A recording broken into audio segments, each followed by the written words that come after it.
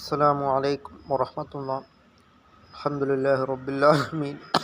വസ്സലാത്തു വസ്സലാമു അലാ അഷ്റഫിൽ മുർസലീൻ വഅലാ ആലിഹി വസഹ്ബിഹി വസല്ലം.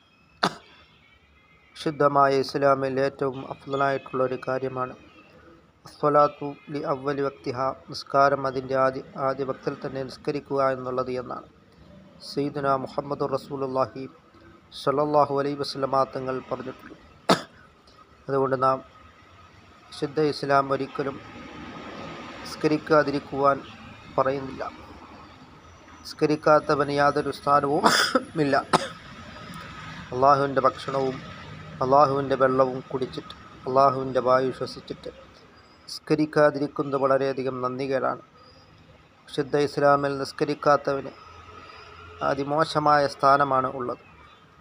നാളെ അള്ളാഹു റബ്ബുൽ ആലമീൻ ലോകരക്ഷിതാവായ അള്ളാഹുവിൻ്റെ മുന്നിൽ നായ എന്നെ നികൃഷ്ടമാക്കിയ ഒരു ജീവിയാക്കിയോ എന്ന് പരാതിപ്പെടുമ്പോൾ, എന്നാലും പന്നിയേക്കാൾ അതിനികൃഷ്ടമായ ഒരു ജീവിയാക്കിയില്ലേ എന്ന് പരാതിപ്പെട്ട് സമാധാനിക്കുന്നതാണ്.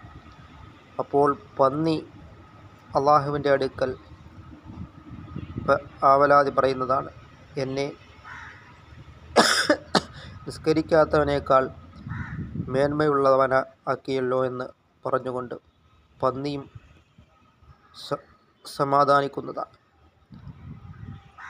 അപ്പോൾ ആ പന്നിയുടെ പോലും സ്ഥാനമില്ല എന്ന് നാം മനസ്സിലാക്കുക.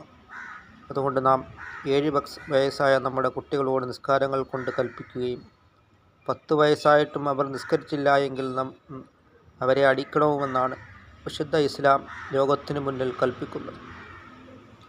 അങ്ങനെ നാം അള്ളാഹു റസൂൽ കരീം അത്തിയുല്ലാഹു റസൂലഹു, അള്ളാഹു റസൂൽ കരീം സല്ലല്ലാഹു അലൈഹി വസല്ലമ തങ്ങളെയും നാം വഴിപ്പെട്ട് നാം ജീവിക്കുവാനും, നമ്മുടെ മക്കളെ കൊണ്ട് നിസ്കാരവും നോമ്പ് പിടിച്ചില്ല എങ്കിലും അവരെ 7 വയസ്സായിട്ട് കൽപ്പിക്കുകയും 10 വയസ്സായിട്ട് അവരെ അടിക്കുകയും വേണം.